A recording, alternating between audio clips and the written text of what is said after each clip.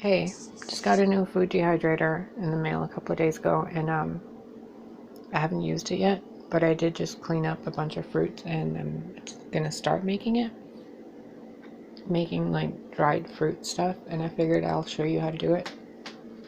But while I was doing that, I got sidetracked by making pickles and stuff, and I can show you how to do this too. So it's really good for you. There's like tons of probiotics in there, and it's like the remedy for what ails you. And these are really easy to make, and there's a bunch of different recipes, and you can make it however you want. But the simplest way is you take some vinegar and a little bit of water, preferably boil the water a little bit first. And it doesn't matter how much you put of each, just make sure you have more vinegar than water by a lot. So if you're putting like this much boiled water, put like 3 times this much vinegar. But that's just my preference because whatever, I'm a weirdo. And when you're done, like when you mix the water and vinegar and you got the pickles in there, or whatever you want to put, whatever veggies. I got cabbage in there, pickles, some onions, there's tomatoes, celery I think is in there, carrots, all sorts of goodies. You mix them in there, and then you pour salt over the top, and you leave it in a cool, dark place for a couple of days, probably over a week. And then you just kind of open it every once in a while, give it a shake, and put it back somewhere dark. If you notice that your veggies are getting squishy, put it in the fridge. It'll be just as fine in the fridge. It just takes longer for them to ferment. What else did I make? Here's another one.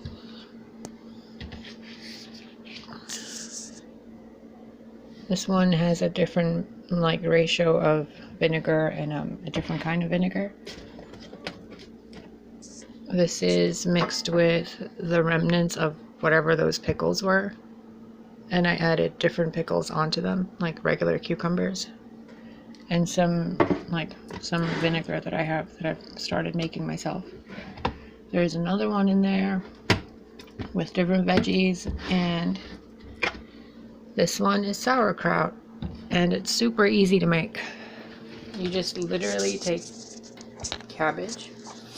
Hold on, I'm trying to open it.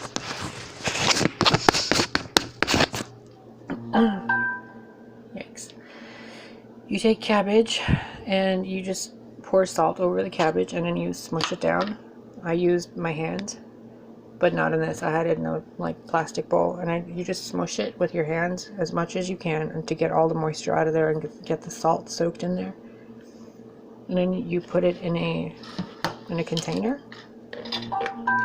And the only thing is, you have to make sure that the water in there, the natural juices, not added water, just the natural juices that come out from salting the cabbage, that they kind of cover, or more than, adequately cover the top of it.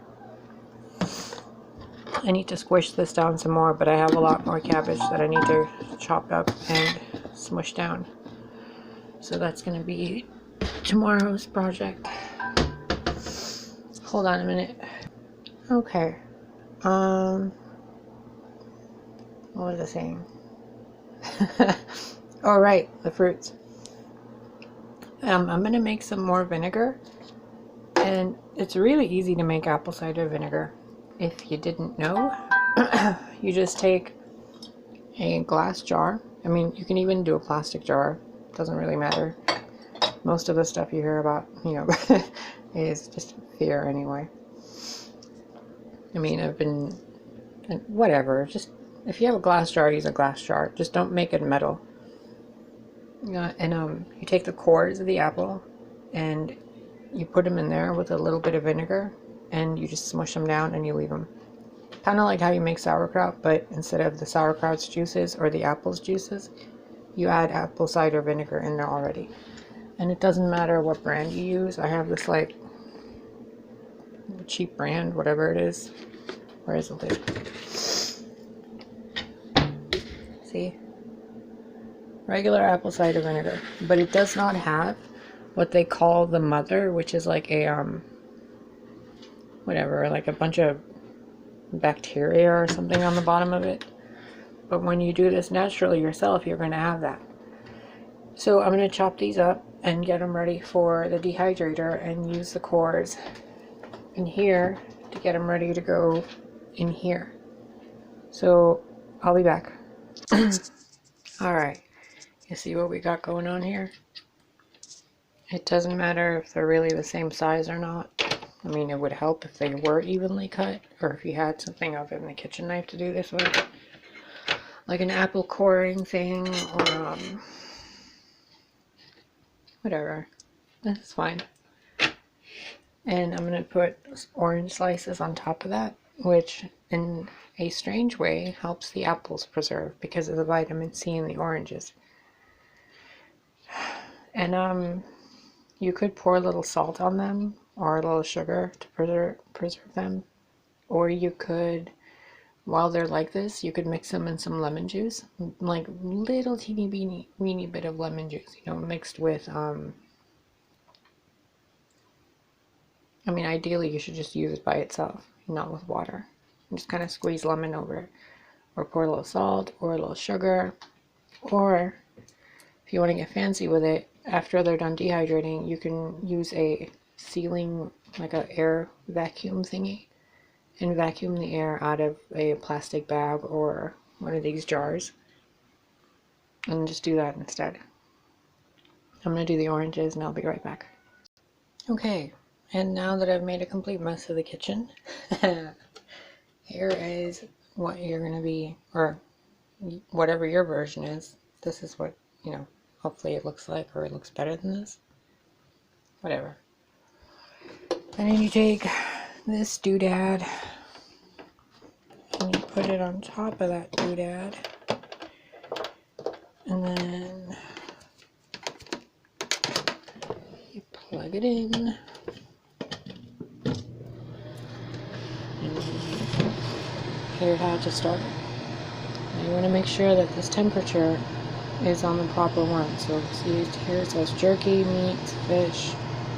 For fruits and veggies, you want 135, which means you go there. And when you're doing this, you can put like cinnamon on the stuff. You can put whatever the heck you want. Just make sure you got the seeds out of the apples and that your oranges don't have a lot of peels on them. But you can have the orange peels on them, as you saw. You can dry them and use them in tea or just whatever, you know, magical things you're doing. Oranges are great for sunshine and happiness. Alright, now we gotta wait for that to dry, and then we'll do the apple cider vinegar. Okay, I did not wait to dry this. Instead, I had a better idea, and I poured some vinegar in there, shook it around, and now the wetness in here is from the vinegar. Problem solved. So you want to put that in there.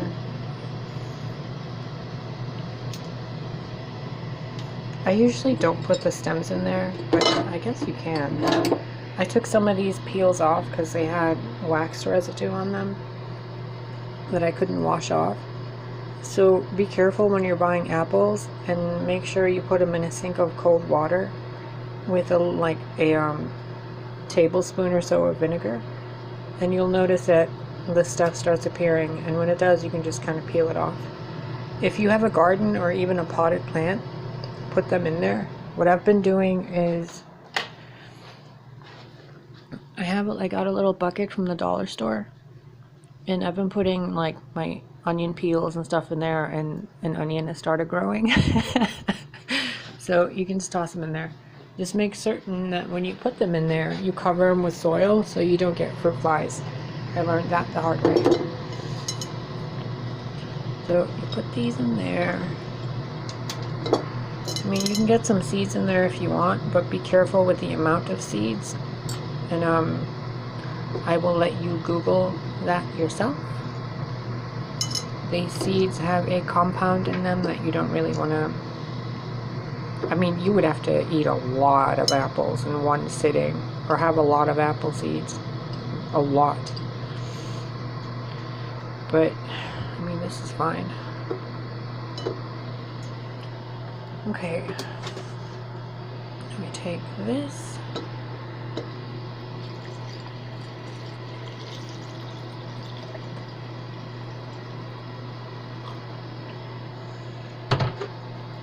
I was always taught to leave a little bit of room on the top of it,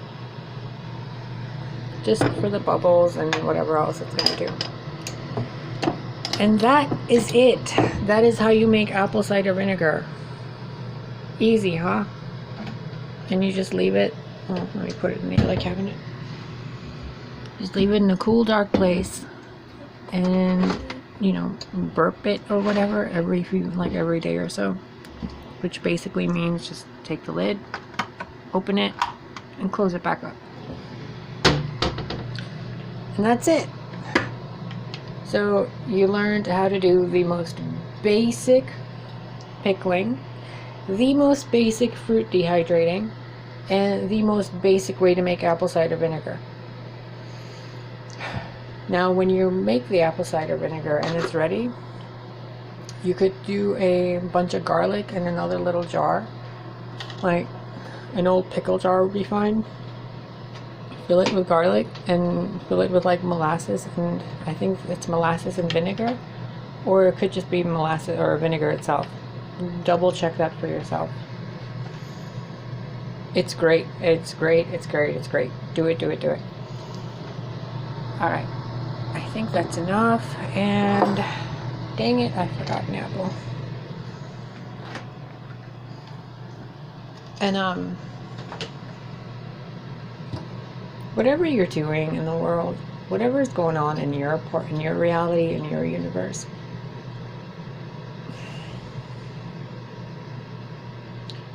do what you can to how do I word this? To live from here instead of looking up there for what you want. Okay? Look in there. And the most basic way, like the simplest explanation to this is, whatever you're choosing to do, whether it's talking to yourself or going out or doing whatever, do it with love and a sense of freedom within yourself. Remember what the word archon means, okay?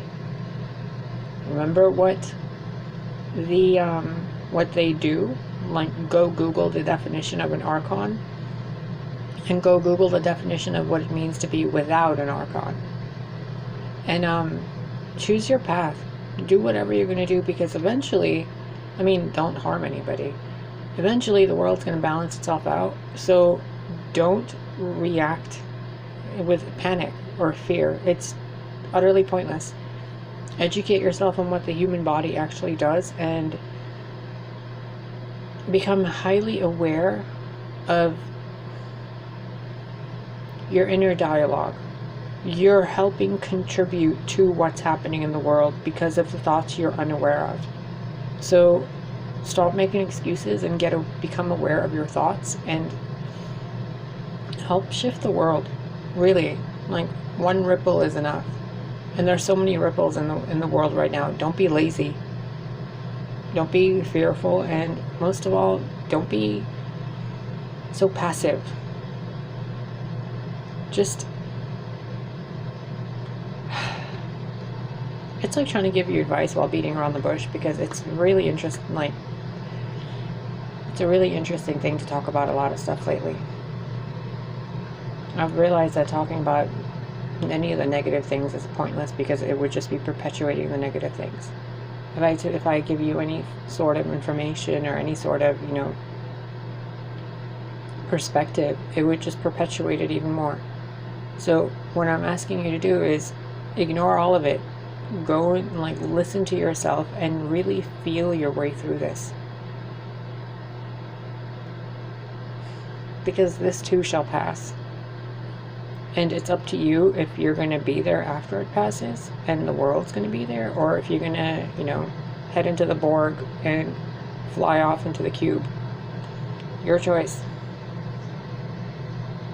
I'm fairly certain I don't know what I'm going to do. Nobody knows what they're going to do until they actually do it. You can talk and theorize and do whatever you want, but when the moment comes where you have to choose your path, just be prepared emotionally to make that choice with love. Whatever that choice is for you. Don't make it out of fear. Don't make it because someone's making you. Don't make it because someone's telling you that you're going to die or not. Or no, don't listen to anything fear-filled.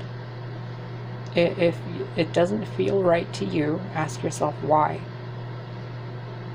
Be your own best friend, like I've been telling you for so long, and choose love.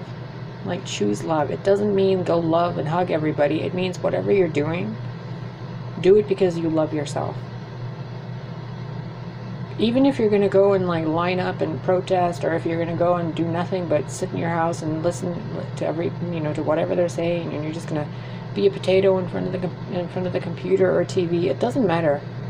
As long as you love what you're doing and you're not hurting anybody else, just make your choices be based in love. And please, please, please spend at least 60 seconds a day thinking a thought and matching your feelings to it. It's so simple. Like, are you grateful that you've spent 16 minutes watching this? Has your world been a little, more tolerable? Has it been more boring? Have you laughed or giggled or learned anything? It was easy, right, to distract you. Now, if I was doing it for nefarious purposes, I could puppeteer you, right? But I wouldn't be able to if you knew who you are and you knew what you're doing and you made your choices based on how you feel while you're making your choices. Because you're the one that lives in your body, and you should be happy with what choices you're making. And if you're hurting other people, shame on you. Anyway, I'm gonna go. I don't want to preach. I don't want to do this. You can't teach. People have to learn by themselves. I can just point the way and be like, it's over there.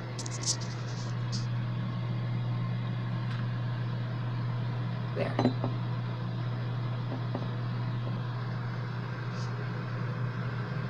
I love you. Love yourself more, please.